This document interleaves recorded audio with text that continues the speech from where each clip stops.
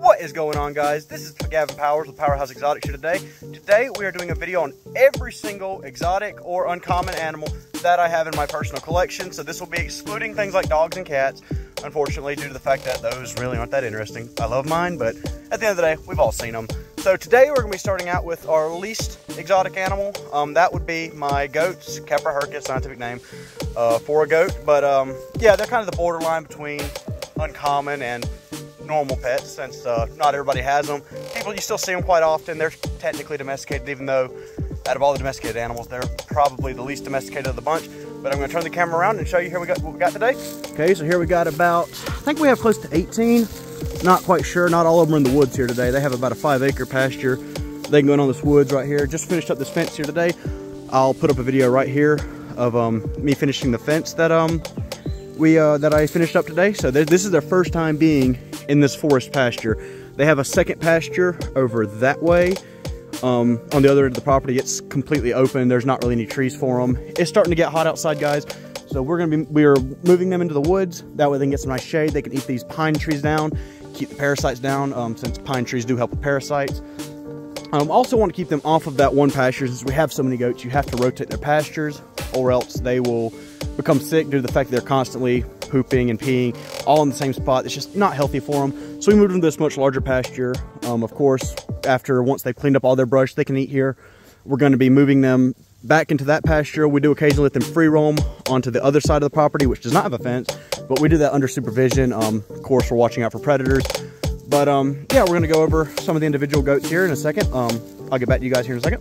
Okay, so here we are closer to them. Of course, they're all focused on eating because they haven't had fresh grass or fresh forage in a while. There's 2 of our babies we had this year. This one's named Violet. She's the sweetest one. Hey. She's a half Nigerian dwarf, quarter boar, quarter Kiko. We call him Georgie right there. His mom's a Kiko, so his dad's a boar Kiko. So he's 75% Kiko, 25% boar. Our herd is mostly comprised of Kiko, Spanish, boar, a couple Nigerian dwarfs kicking around, a couple of pygmy mixes kicking around. We have one Nubian mix here. Personally, we raise these goats for pets, coloration. We were going to raise them for meat goats. We ended up liking them too much. So yeah, really we're just kind of breeding them for fun here. I don't really focus on purebred with goats much. I mean, main reason to have a goat around here is either you're going to eat it or you're using it for land clearing, and breed has nothing to do with that. So we're just trying to breed cool looking pet goats. Cool looking pet goats that are parasite resistant. They can adapt to this insane weather we have, this hot, humid, and all of a sudden it'll go to freezing. So we need goats that can adapt to that. So we're just trying to breed healthy stock here. Currently we are running 2 bucks on the herd. We have Bill over there. He's a boar Kiko cross. Gorgeous color on that guy. And we have another he's a little black buck running around. I can't see him right now, but his name's Martin. He didn't breed this year. He just recently got added to the herd. All the does that Bill did not breed this year are going to be given to Martin. Just see if he can cross them in. And it's nice to have 2 bucks around. That way you don't have to replace your buck each year. You can simply just all the daughters of one buck give them to the other buck, and vice versa. So yeah, that's our goat operation. Gonna just show you a little bit of more. That's Megan. She's our loudest one. She's usually yelling at me, but she's eating right now. But yeah, so that's our goats. I'll get back to you in a moment with in the pet room, or never mind, scratch that. We're not going to the pet room. I'm going to show you some of my outdoor exotics here in a moment. So I'll get back to you guys in a minute. Almost forgot to include this guy in the video here, but here we have Clorox. Sorry for the wind. The wind's horrible. The goats are yelling at me because they're hungry. But yeah, we have Clorox. That is our don't kiss the cat. He's a New Zealand Mini Rex cross. I don't want to say he's a rescue due to the fact that I did pay for him, but I got him from a kind of unfortunate situation. He was being used at a hunting dog convention as bait for, what the hell? How do you get in? Oh, left the gate open. Get the cat out. Hold up. Sorry about that. I left the gate cracked a little bit, and the barn cat decided he wanted to walk in. But yeah, so did pay for him. He was going to be used as hunting dog bait at a hunting dog convention. So yeah, but I bought him and he's here with me now. But yeah, he's cool. He's in a 10x10 kennel at his little house. That's not his permanent cage. He just hangs out with us here. We've got a dig-proof liner. He can't dig out. You can see that wire right there is partly covered. The rest of that goes over here. They can't dig out and escape. But yeah, this is his setup. A lot of the house rabbit people are gonna get mad at me. Guys, rabbits can live outside just fine. They can live in, I mean, I don't support hutches. I don't think it gives them enough space. But rabbits can live outside. They've lived outside since we domesticated them. Just make sure predators can't get them. Have a roof on the enclosure like I do. Have a dig-proof barrier like I do. That shows my fingers out of frame. I've been listing off what to do. And just make sure it doesn't get too hot. Give them hides, give them space to go. Raisin's kind of bare right now. Usually I have those tunnels for him, but it rained yesterday, so I wanted to take those tunnels out. Just don't want them getting soggy and wet. They'll be going back in here tomorrow because it is supposed to rain again tonight. I just don't want them getting old and moldy on him. So yeah, it's a little bit abysmal right now. Next enclosure I'm going to be showing you has the same issue. A little bit dingy looking, but that's simply because I cleared it out for the moment. Just so you guys know, if ever we have very bad weather, we have tornadoes, anything of the sort, he does come inside. He goes in a carrier. He goes in my bedroom away from cats. And yeah, so he's not completely outside through rain, sleet, or snow. Bad, horrible weather, he comes inside. Don't worry, guys. He's well taken care of. But yeah, I'm probably gonna be a target on this because the house rabbit people are gonna be mad at me, and the I think it's ARBA, American Rabbit Breeders Association. They're probably gonna be mad at me too because I use a mixture of their standards. I like the size requirements of the House Rabbit Association or House Rabbit Society. I forgot which one it is, to be honest. And a mix of the I think it's ARBA. Use a mix of their care standards, guys. It's worked for me for years. I've had multiple rabbits, never had a health issue with them, never had a predator attack. But yeah, it's just, you know, I know my animals better than they do. They can get mad at me all they want. I don't care. So yeah, on to the next species. This will probably be the most interesting one of the video. And I had to do a little bit of explaining as to how and why I have this species, because a lot of guys are misunderstanding what I mean by how I got this species and if I'm allowed to even own this species. But I'll explain to it when I get to the animals, and they'll be here in just a second. I actually lied to you guys. We're not going over that species just yet. We're gonna go to this little pond here, have some goldfish in here. Goldfish been in here about 3 or 4 years. Water's a little bit low right now. I need to refill it. The filter broke over the winter time, and now that's hitting spring, I need to fill it. I need to fix it. I didn't want to mess with it over the winter time because, you know, water, cold, hands, it doesn't work well together. I'm gonna fix the filter, get it looking nice again. I mean, it was perfectly fine before this, but of course wintertime took its toll. Time to do some spring cleaning. You're gonna see a lot of animals that I'm gonna be upgrading over the spring and summer. A couple of rescues I took in, a couple of animals that are just now getting out of their quarantine exhibits. So yeah, I just want to go over there. Some goldfish in here. There's about I don't know, like four in here, I believe.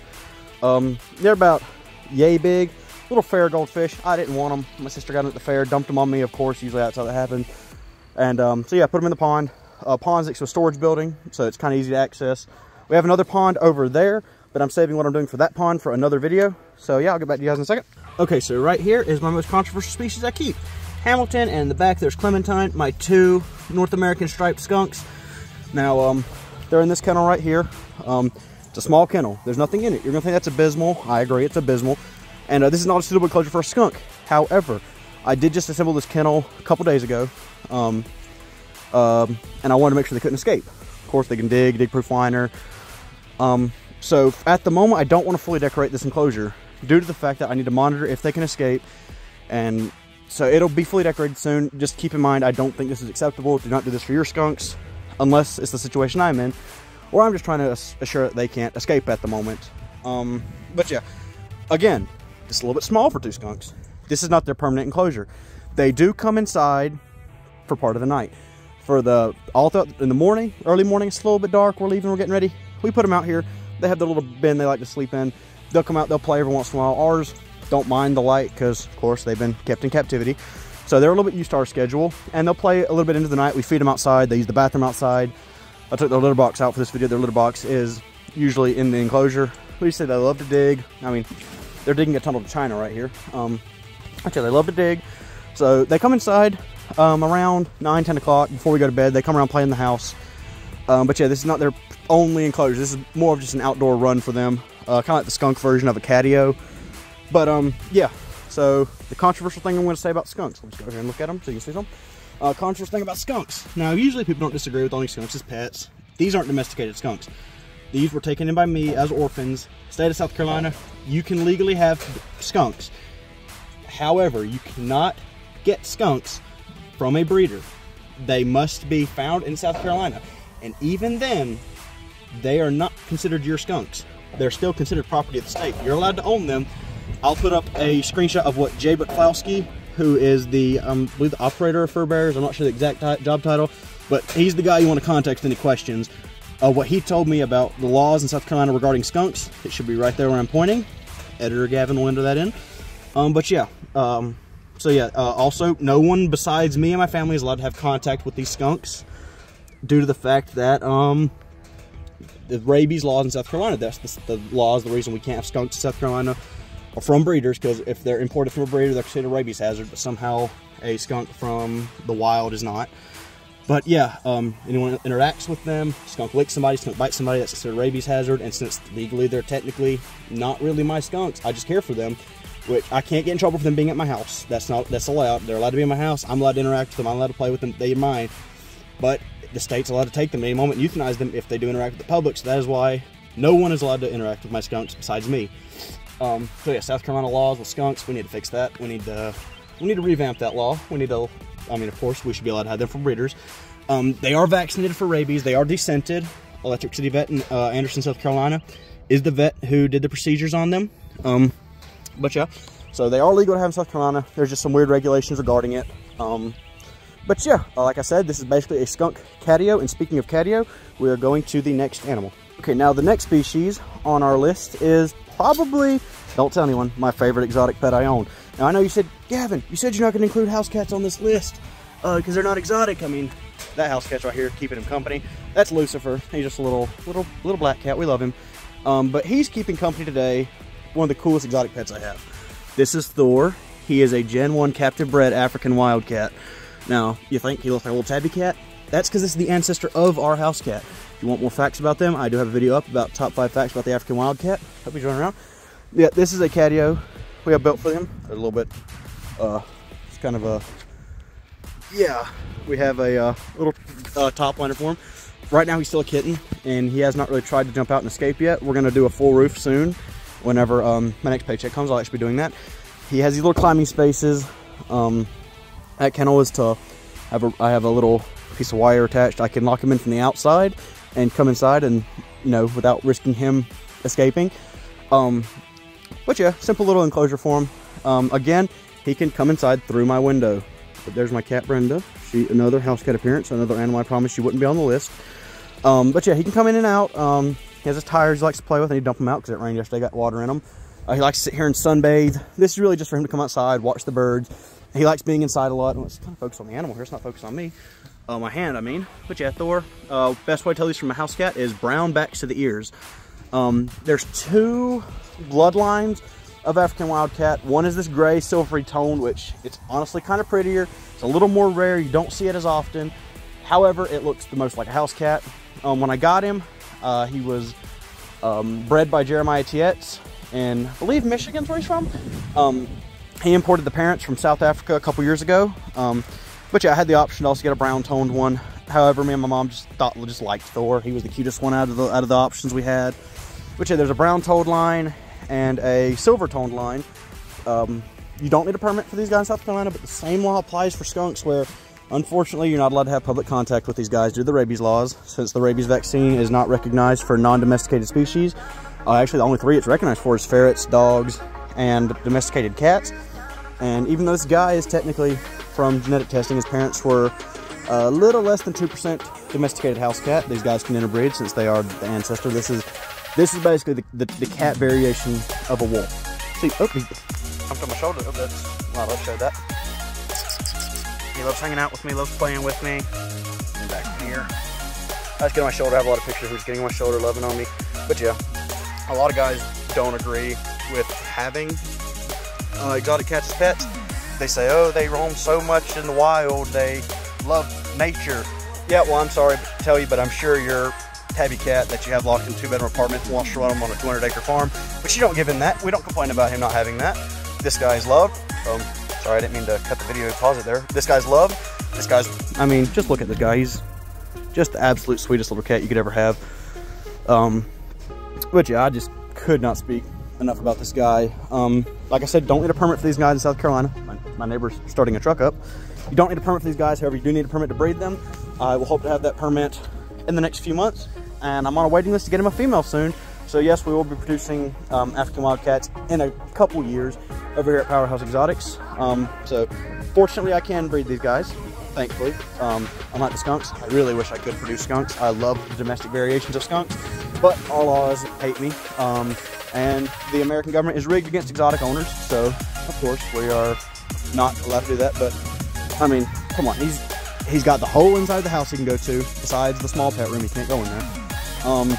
And an outdoor catio. This guy has more than almost any house cat out there does, so don't even try to start telling me he's neglected or not cared for, or the fact that he's miserable. Alright guys, we are back in the pet room now for the final part of the video. This is the indoor section of the video. Quick thing I want to bring up before we get into it. There are a select few animals that are exotic that do technically meet the criteria to be in this video, especially since I'm including a couple of I included a couple of domesticated species in here. One of them is also that borderline exotic, domestic. It's guinea pigs. They're technically not mine, they're technically my sister's, but I really care for them. They are getting an upgrade, and I might be doing a video on that upgrade soon. So I'm probably just going to wait until the upgrade to showcase them. Another animal that I'm skipping would be my red ear sliders. They are also getting an upgrade. I know when I showed you the goldfish pond, I said there was another pond I'm doing something special with it, not showing you. That's going to be a red-eared slider pond. Currently they're on a patio pond, and while it would suit them now, they're still babies. They're only a couple years old. They're about the size of my hand now. I do want to upgrade them. Go ahead and just give them a nice upgrade, because why not? I've got the resources to do so, and they're kind of at that size now where I'm not really worried about a predator getting them, so I'm okay with upgrading them to that size enclosure. So anyways, before we get into it again, another thing I'd like to say is, yes, most of the animals in here do have lighting on their enclosure, whether that be heat lights or UVB lights, depending on the species. However, in this video, they're not on. They will not be on for the rest of this week, likely, due to the fact that while it may not look so, judging by what you see outside, it's kind of cloudy, our spring is hit, very hot. This pet room, if I were to have all my heat lights on, would be well over 100 degrees. A lot of my animals would probably die from that. So those heat lamps are off. Currently, we do just have regular LED lights on for them. So yeah, those, keep in mind, this is not like a care guide. A lot of my lights are off. Heck, they're in the corner of the room, like behind where you guys are now, behind the camera. They're sitting in a pile because I don't know when I'm going to turn them back on again. They just have they're just going to have some LED lights on to keep the plants on, and or keep the plants alive. They're just going to have those UV on to keep those lights on to keep the plants alive and to give them a sense of a day-night cycle. And yeah, the ones that need UVB, they'll have UVB lights on. UVB, controversial topic. Not all of my animals have it, because I don't believe all of them require it. That's a very controversial topic, very, very hot debated topic. Not going to get into that though. So yeah, so first we're going to start off with these guys right here. These are some chicks we got. This is kiln-dried pine pellets, by the way, which we've used it for years raising chickens. Works just fine. Like I said, heat lamps off because it's warm enough for them in here. That one had some poop stuck to his butt, so he had to be wiped down a little bit. That's why his feathers kind of look wet. He's not sick or anything.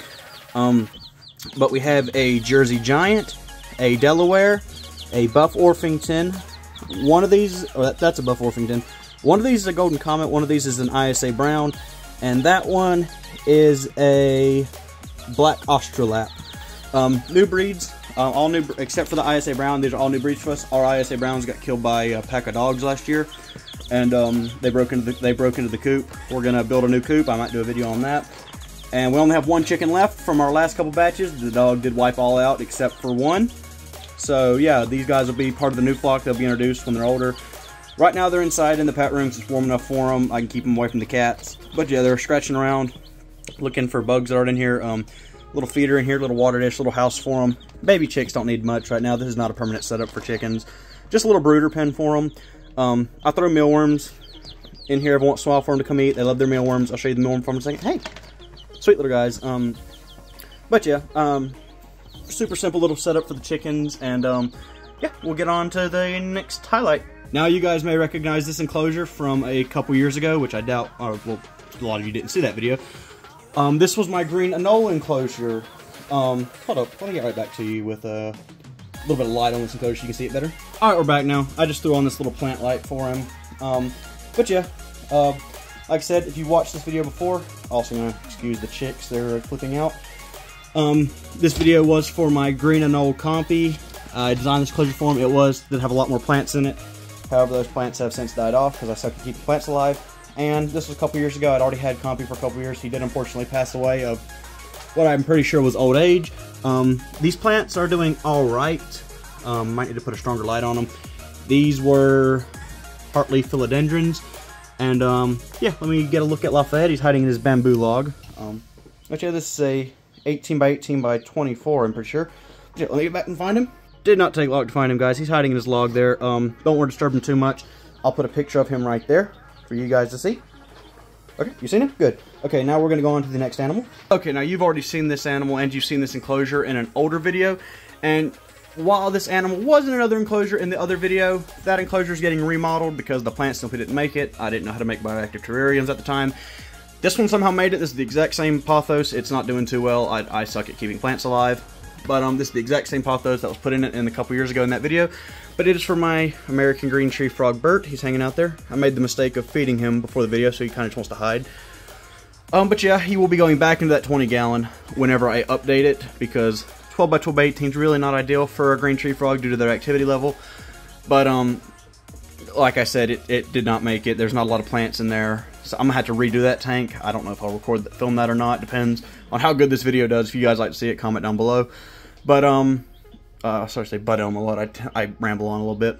So, yeah, that's the situation with Bert. He will get an upgrade soon. This is just a kind of temporary. Damien, the barking tree frog that was in here, also did pass away. The video where he was showcased was a couple years ago. I'd already had him for a while. And he was wild caught, so we don't know his previous age. So, again, I'm assuming old age got to him. He was never sick, never showed any signs. Just one day appeared to have died in his sleep. So, unfortunately, we do believe he also passed away due to old age. So, on to the next species. Okay, guys, so just give these little guys a quick miss down. Now, this is the first case of an animal that is getting an upgrade. Probably within the next few days, actually. These guys, this was their quarantine setup. It was being kept in my bedroom. Just moved it to the pet room. But yeah, these are golden geckos. Gecko Bad Night, a male and female pair. They just started eating, so they're a little bit skinny. They are wild caught. They were wild caught, not by me. I bought them at an expo. Super good deal on them. But yeah, this is a temporary little, I believe it's about 10, 15 gallons. A little bit bigger than normal 10 gallon, a little bit taller, so I'm assuming a 15 gallon. But not quite as big as a 20, so pretty sure it's 15 gallon. I do have a 55 gallon that I will be turning onto its side to make an arboreal enclosure for these guys. So this is an enclosure that will be upgraded very soon. This is simply a quarantine tank. I've seen them. They pooped a couple times, had urates. It all looked good. They've eaten. Have not noticed any mites on them.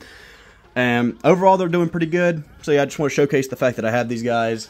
I hate this enclosure. It's ugly. They have these little trash cans for hides, a couple little small cork bark, fake plants. I hate it, but it does the job at the moment for them.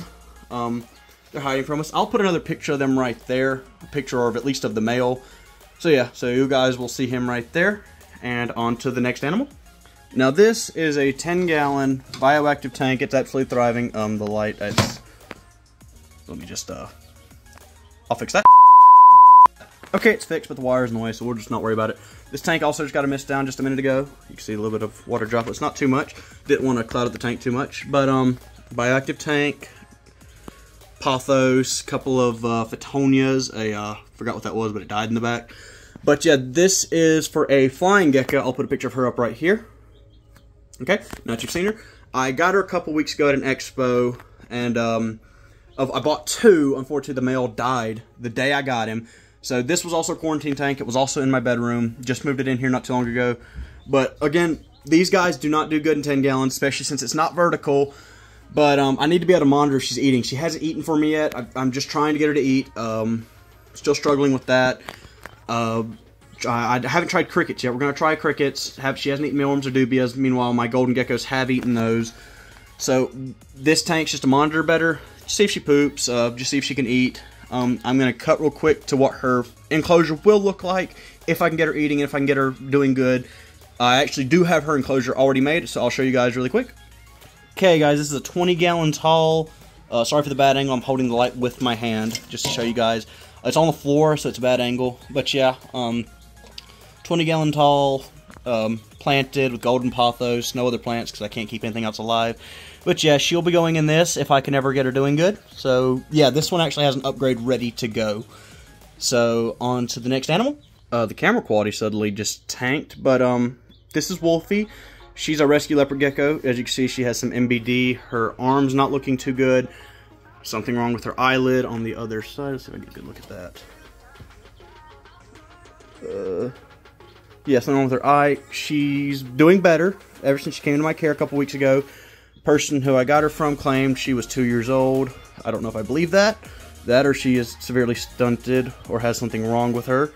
She is currently in a 10-gallon... Oh, currently in a 10... Oh. I'm going to put her... Oh, no, I'm going to hold her for a little bit. Okay. But she's currently in a 10-gallon hospital tank. But yeah, she's also... I have a 40-gallon outside.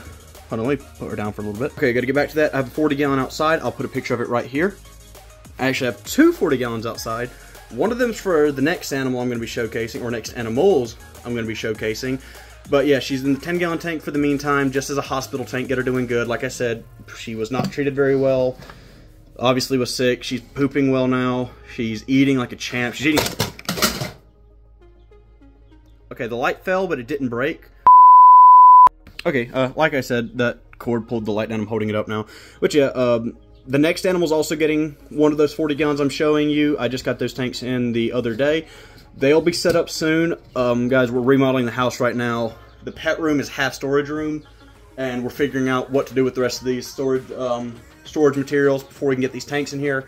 They're doing fine at the moment. Their temperature's right, their humidity's right, but their enrichment's a little off due to the fact that their enclosures are so small at the moment. The next two animals are rescues, so I took them in. You know, there's the rest. They're gonna be upgraded. I have the materials to do so. Just clearing out the space. It'll happen within the next few weeks. Because these will need to be horizontal tanks. They can't be vertical like the golden gecko's enclosure is. Golden gecko, of course, vertical tank, that 55-gallon.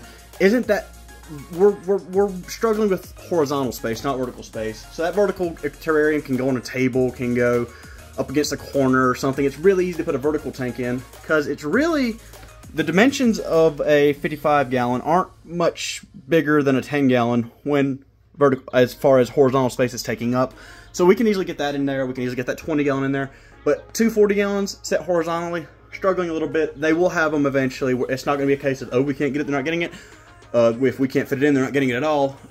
They will have it, even if I had to put them in a different room from the pet room, those 40 gallons will come. It just may be a couple of weeks. They're doing fine right now. We are trying to rush. We're redoing some flooring. We're remodeling the house. Like I said, moving all of our storage stuff into storage buildings outside. So we're really busy right now. But like I said, these rescue animals were dumped on me. If I took them to another rescue, they'd probably just be stuck in another 10-gallon tank or stuck in a rack system. So honestly, the 10 gallons they're in right now, best situation they can be in until they get upgraded. They will be upgraded. They will have better care in the future. I know what to do for them. It's just at the moment, unfortunate circumstances, but they will be upgraded. Sorry, I have to explain myself so much. Sorry, I have to ramble. When you're on the pet community, you have to go over everything. You have to explain yourself because people make assumptions. People will try to blacklist you, get all butthurt about everything. So yeah, have to cover your tracks when dealing in the pet community. So I'll be back with you with the next animal. Okay guys, this next species is an animal I feel the worst for keeping in these conditions. These guys were dumped on me by a buddy of mine. His sister got them at the beach. Of course, they got on her nerves. She didn't care about them anymore. She had to get rid of them. So I took them in. They have a freshwater bowl right there, saltwater bowl right there. I took out some, they had a few more climbing branches in here, but I took them out for the video. But these are hermit crabs. They have painted shells. If you know anything about hermit crabs, you know painted shells are horrible for hermit crabs. They can be poisonous. I'm just waiting for them to change to any of these other nice non-painted shells I've got. There's 5 of these guys in here. There's one right there, one right there, one right there. 2 are buried and molting. But, yeah, I took their food out for the video too. They'll be fed tonight since some of them aren't buried yet. Oh, one of them's not buried. You can kind of see the tip of her shell right there under the substrate. So, yeah, these guys will be getting another 40-gallon upgrade. Honestly, since there's 5, they technically do need 50 gallons. If I can find a 55-gallon before they get their upgrade, they will be put in there. But a 40-gallon in the meantime, it's better than this. These guys will be getting upgraded. There's not really many places I could rehome hermit crabs to. So at least they're You know, they have their saltwater bowl, their freshwater bowl, proper substrate mixture of sand and cocoa fiber. So yeah, these guys, I at least with Wolfie, she's a little bit stunted, she's a little bit smaller, so a 10 gallon's not as bad. These guys, they're really not benefiting from being in this small enclosure. They need something bigger. However, they'll be getting it soon. They don't have it at the moment, but I'm trying my best with what I've got right now. They will be moved to a 40 gallon, which is really only suitable for 4 hermit crabs. But if I'm probably gonna try, I might find a 55 gallon, or heck, I might put the golden geckos in a 40 and put these guys in the 55. We'll see how it goes. But yeah, these guys next few weeks should have a larger enclosure. I'll likely do a video on that too. They need bigger water dishes, of course, more climbing stuff. These guys are a lot more active than you'd think. They need a little wheel, and yeah. So I'll get back to you guys with the next pet. Next animal, sorry for the bad light. I'm literally using a Ryobi light to come over here because I can't use a regular light because we got the tank lid off. And with the tank lid off, you can't have a light sitting on it. And I don't have a fixture besides this little Ryobi light, shop light. But yeah, the next animal is my oldest leopard gecko, Draco. Since he doesn't want to come out, I'll put a picture of him right there. Okay, great. Now that you've seen him, he's in a 40 gallon, nicely decorated with lots of driftwood and rocks, and need to add more sand to this mixture. It's a little bit of orchid bark with some organic topsoil. He has his little, he likes his moist hide a lot. His moist hide's right there. He has a warm hide back there. His heat lamp sits right here usually. And he has a cold hide right here buried underneath the rocks. It's hard to see. He likes to sit right here and wait for food, but I fed him earlier today. I probably shouldn't have fed my animals before the video because now they want nothing to do with me. So, yeah, Draco, you've seen him. He's a little notorious. If you've been on Facebook groups or you've seen my TikToks, you might know he's the gecko who escaped for 2 years straight, was gone, just completely vanished, and then showed back up one day while I was in a completely different state. What he did in that meantime, I don't know. Maybe he started another family. Maybe he went in my closet and hung out with a lion and a witch or something. No, we don't know. So, again, I'm going to apologize for the bad camera quality. I'm literally filming this on my phone, and sorry for the bad audio because I don't have a mic, and my chickens are behind me, and they won't shut up. So, yeah, after this, we're going on to the next. Well, this is kind of an animal, kind of not an animal, so you'll see. Next is this little tank. I'm going to spray it down here in a minute. This is where I'm putting my mourning gecko eggs. See them in there? There's some in there. So she doesn't eat her babies. The eggs go in this little container.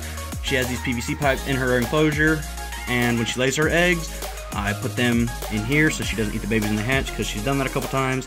So yeah, when these guys hatch, they'll grow up in here. I'll feed them some fruit flies and some crested gecko diet, and then when they get old enough, I'll put them in a larger enclosure, or I'll sell them. We'll figure out what to do when they're here. So yeah, nothing to show here. So next animal. The next enclosure I'm showing in this little 8x8x8. This is a mourning gecko setup. I hate this setup too. She was in a 12x12x18 with her little female, or well, they're all females, mourning geckos, parthenogenic, there's only females. She was in a little 12x12x18 with her buddy. We were taking the eggs out, we were having a great time, but her buddy decided to find a spot to escape, and I still, to this day, cannot find what spot this is for the past week or two, since her buddy escaped, and I have not found yet. She's been in this little small tank, because I know for a fact she can't get out of here. And, yeah. So this is another tank that she technically won't be upgraded. She technically doesn't have an upgrade on the way. She has a full tank, she just doesn't appreciate it. So whenever I figure out where she's getting out at, they'll get back into that enclosure. But for now, this keeps them in. But yeah, so gotta do what you gotta do sometimes. I don't like it, but it's for her own good. So yeah, on to the next animal. This next guy is the spawn of Satan himself. And just by that description, you already know what animal it is. It's a tokay gecko. This is one of those little hexagon enclosures. He's still a baby at the moment. He eats like a champ. He eats at this food bowl. He eats his bugs out of there. But yeah, he's hiding right here. Oh yeah, okay. He's hiding out. He doesn't like PVC hides. I put them in there. I put like little actual cork rounds in there. He just wants to hide behind there, so just took him out. He's satisfied back there. Yeah, he'll get a bigger enclosure when he's older. Again, he's a wild-caught animal out of Florida. Had him since a baby. He regrew his tail, but he doesn't need a bigger enclosure at the moment. He is technically bioactive. He has some insects in here and some heartleaf philodendron, the only tank that this plant's doing good in. It's not doing amazing, it's just doing okay. I put it in here about 2 weeks ago. But yeah, this is another tank that he'll get upgraded in the far future when he's bigger. But at the moment, this suits him perfectly fine due to the fact that he is a baby. And after this, we are done with reptiles, done with birds, but we're on to the mammals now. The rest of the mammals I've got to show you, they're all the same species, all different individuals. We'll get to them now. Okay, first set of gliders we have here, we have Kirby, a normal, we have Dolly, a pied, and we have their little son back there who will be going to his new home this weekend. These are lineage gliders, means they're basically pedigreed. But yeah, this is Kirby's mad. He's mad at me. Hey. Hey.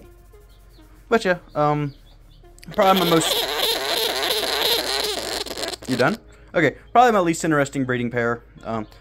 It's kind of doing a weird thing where their faces look really weird shaped due to the fact, I don't know. The camera's making their faces look really thin, but in real life they have really round faces. It's kind of weird, giving them a rat face look.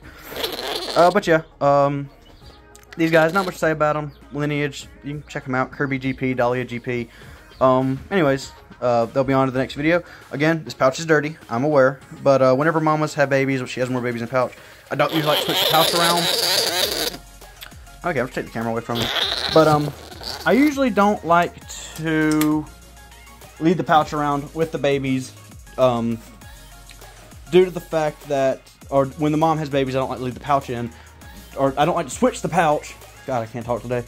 When she has babies in, because I don't want to stress her out, don't want to pull in the babies. So whenever he leaves, I'll probably do a quick pouch swap because the babies do seem to be pretty early in the pouch development stage. So yeah, I'm gonna go on to the next breeding pair now. The reason I covered the camera is because of the fact that I have some new surprises in here I don't want anybody seeing.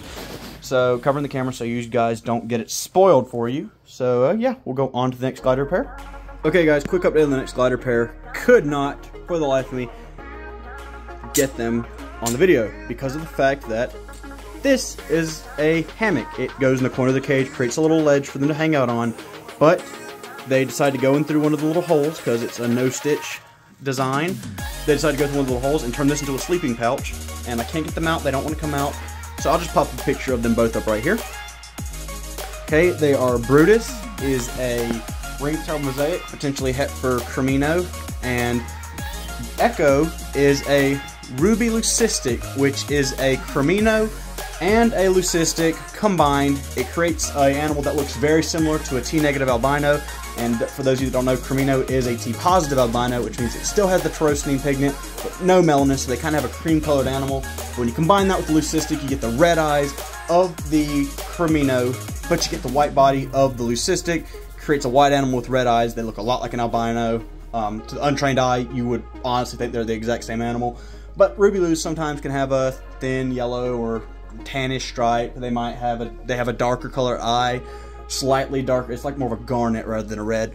But yeah, these guys did not want to come out, so we're going to go on to the next animal.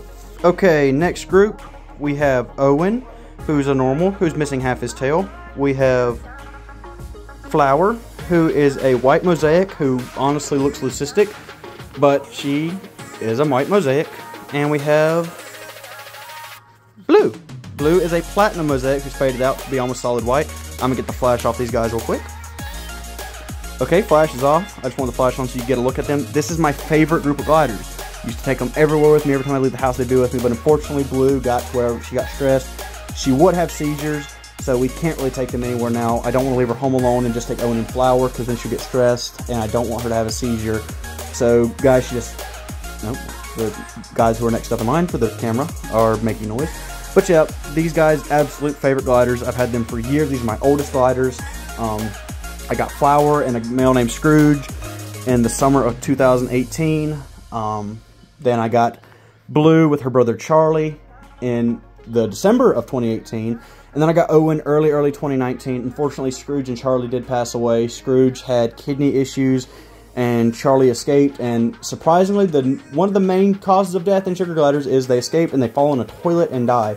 And we didn't know that at the time. This was before I even had Facebook, so I couldn't really read what people were saying about glider care. I didn't know that was really a thing that could happen. That is what killed him, and surprisingly, that is one of the main causes of death in gliders. So if you have gliders and you're not using the toilet, either have a ramp in there for them to get out. They make gliders safe toilet ramps that don't really look unappealing and they're easy to clean. And also, just keep the lid closed. That's the best way to prevent it. But yeah, again, horrible camera quality. Got to keep it dark in this room for these guys. So yeah, on to the next group of gliders. Okay guys, this is my other pet-only colony. We have Poe, who's a white-faced. We have Kilo, who is a normal. And we have Sugar, who's a leucistic. Kilo is the daughter of these two. These are not lineage, and that is Lyra. Lyra is blind, and she's super elderly. She's over 10 years old. I've only had her for about 2 years, but I'm her third home, hopefully her final home. So she joined this little family unit. Turn the light off now for them. But yeah, this is another pet-only colony. I do not breed these guys. These guys had babies before they even came into my possession. Same with Owen's group. They do not breed. These are not lineaged animals. If you're going to breed gliders, make sure they have pedigree so you do not run the risk of inbreeding. But yeah, she's one of my sweet little ambassador animals. Whenever I take her out in public or I do a little event and I like to educate people about gliders, this group comes with me. Due to the fact that I can't take Owen or Blue or Flower anymore, I take these guys. And everybody loves Sugar when I take these guys because she's the only white one in this group, and everybody just thinks she's like the most unique thing in the world whenever they see her. She's also very photogenic like Owen. Whenever you have a group of gliders, you have the photogenic one, and Sugar is definitely the photogenic animal in this group. So anyways, on to the next group, and the next group coming up is probably the most spectacular genetically. I'm going to tell you guys now, the camera does not do these guys justice. This is Ghost. He is a Carmino Mosaic. I'm telling you guys, the camera does not do his guy justice at all. This is his mate, Ellie. She's a Black Beauty, het for Carmino. So guys, this is an insane pairing. Hopefully I can get Black Beauties, Carminos, Black Beauty Mosaics, Carmino Mosaics. There's all kinds of possibilities with these guys. Ellie should be having her first baby soon. I'm going to turn the flash off real quick. Ellie should be having her first baby soon. These guys just hit breeding age to where she will allow him to breed. So hopefully when these guys have babies, they'll be absolutely stunning. They'll be up for sale for you guys to get. These are expensive. These are not really what I'd consider to be affordable animals. Gliders in general, kind of pricey to take care of. However, usually they're in the somewhat affordable, few $100 range to get a kind of basic morph or even a normal. They're relatively affordable. However, these guys, thousands of dollars. Oh, there's Ellie. Oh, hey. You see they have a little black pupil. Their eyes aren't black. Their eyes are actually dark brown, and they have a black pupil, and they look crazy whenever they get in the light, and you can see it. See her little pupil? But yeah, that is not just a weird camera thing. That is her pupil, that black spot in the middle of her eye. They look crazy. They're not as cute when you see that. So, yeah, that is the last animal I'm going to show you guys today. If you guys like that video, please like and subscribe to see more content. Like I said, we've got a lot more updates coming. By the way, there's nothing in those cages behind me. Those are transport cages for the gliders. But yeah, you like the video, like, subscribe, comment down below what you want to see. I'll be uploading more. I abandoned the channel for a couple years due to no activity, but I'm thinking that the PetTube community's making a comeback, so I decided I want to bring back content, especially for exotic mammals. Oops. Oh, sorry. The glider tried to escape on me, so I'm putting her back in her cage. But yeah, like I said, I want to bring back exotic mammals into the spotlight, because really, reptiles and fish have been dominating the YouTube industry lately. I'd like to be one of the first guys to bring mammals back into the spotlight. But yeah, if you guys like the video, like, subscribe. Hopefully, eventually, I will have better camera quality, better audio for you guys, but that can only happen if you guys help me out. Can't do it on my own. So yeah, like, subscribe, and I'll see you in the next video.